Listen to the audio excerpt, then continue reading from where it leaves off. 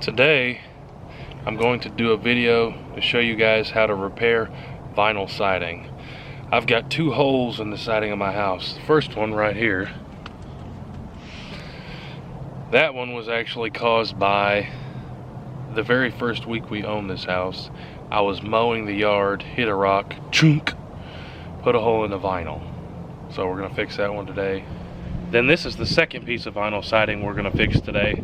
This one was caused by one of my weed eater videos, which I'll put a link here in the corner if you guys want to check out when that happened. Ooh, it's windy out here today. Alright, so here's the hole, and this piece runs all the way from the house right up here, all the way over here to a dryer vent. So it's about a 6-foot piece. First thing you got to do is remove the siding. And the bottom piece, what you're going to have to do, go over to the corner. This has already popped out a little bit, but underneath here there's a little ribbed piece of metal. You're going to have to take your screwdriver, pop it up, and pull it down there and pop it off that little piece of metal, and go all the way down with your screwdriver, pulling up the bottom ridge there.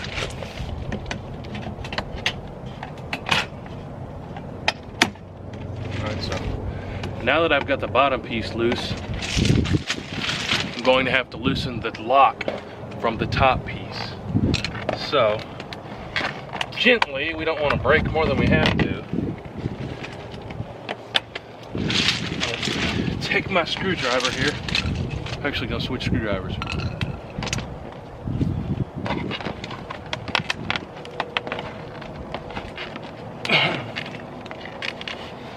Get up underneath that next lip.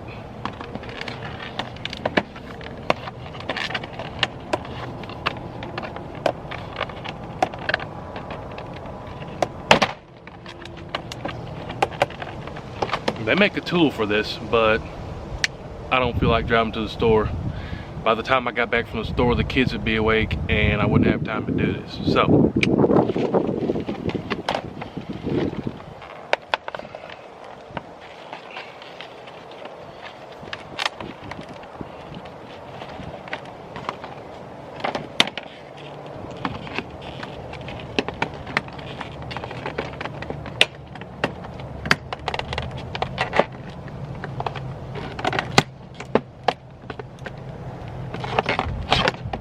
there we go. You can see there, the piece up above it has a little ridge that locks onto the top of the piece below it. So once you have it broke loose there, you just kind of got to guide it along the wall here. Being careful not to break the piece above it, because we don't want to have to replace more than we don't have to. So slowly work your way down. If you need to, use a screwdriver.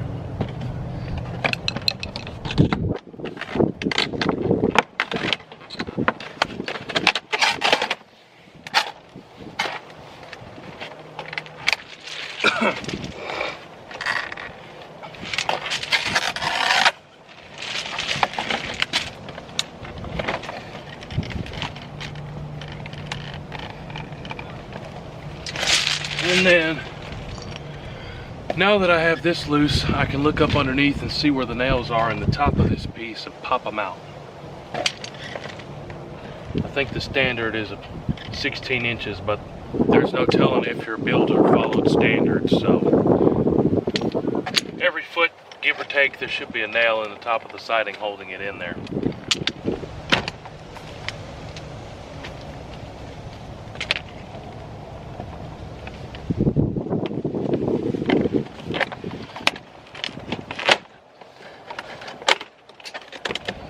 And since I'm not going to use this piece, I'm just going to rip the plastic through the nails, so it'll be all right.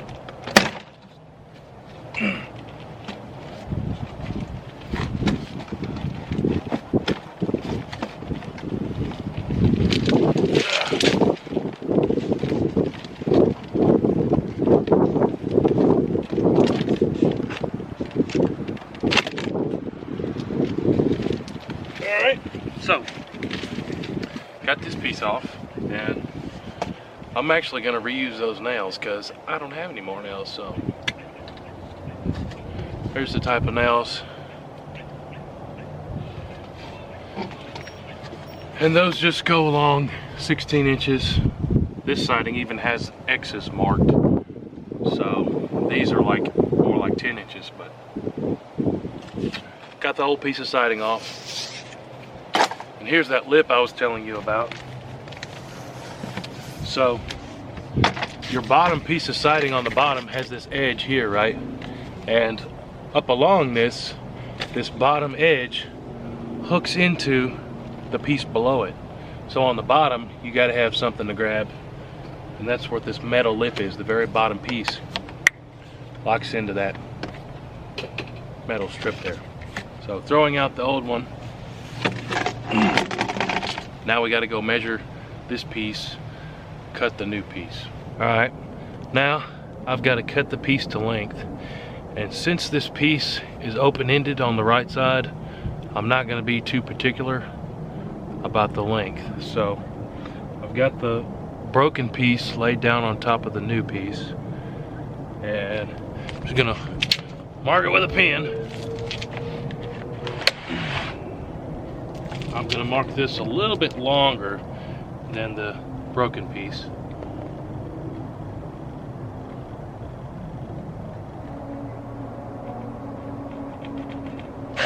All right. Now that I've got the mark, I'm gonna cut this to length. They do make fine tooth saw blades you can use for vinyl siding and special tools and blah blah blah, but like I said, by the time I go to town, get the tools, first of all, it's gonna cost me 10-20 bucks, and by the time I get back, the kids will be awake. So we're gonna do this as cheaply and as quickly as we can. So I'm just gonna use a regular old razor blade here. Obviously you want to make the cut look as good as you can.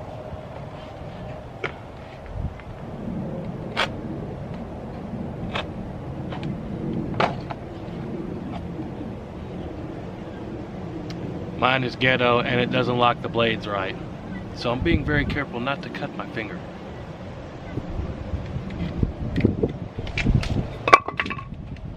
Plan B, scissors.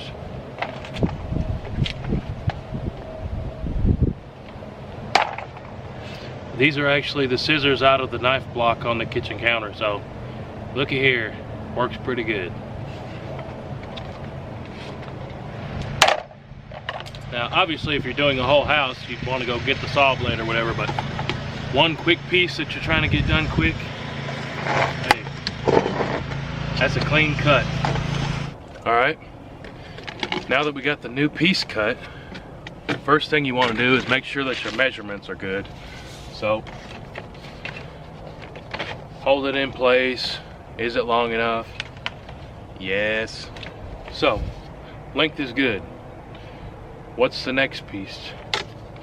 If you remember how you took it apart, you should know how to put it back together.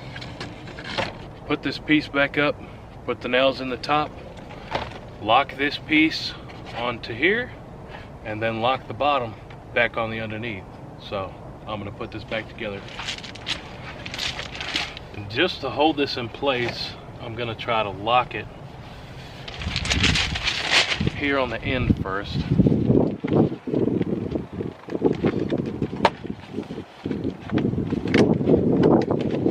See how I'm prying the top part down? Locking it on the top rail of that bottom piece now. That's going to hold it in place for a second. And I'm just going to take the nails, pop them back in there where they were. I'm going to continue on down, locking the top piece back into the new piece on the bottom here.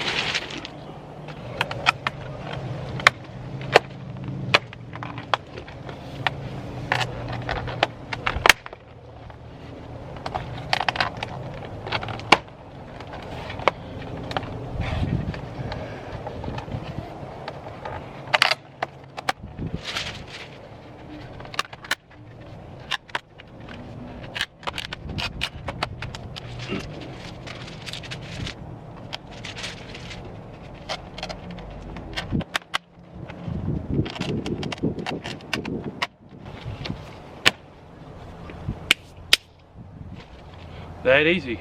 The main thing is figuring out how the channels lock together from the top piece to the piece below it. Snap it off, take the nails out, cut a new piece, snap a new piece back on. That hole was right there. Fixed it. Didn't cost me a dime because I found the extra pieces of siding up in my attic from when they built the house. So, WHOTEEWHO signing out. Another do-it-yourself video on how to replace vinyl siding. Don't forget to click the thumbs up and subscribe to the WHOTEEWHO channel. WHOTEEWHO!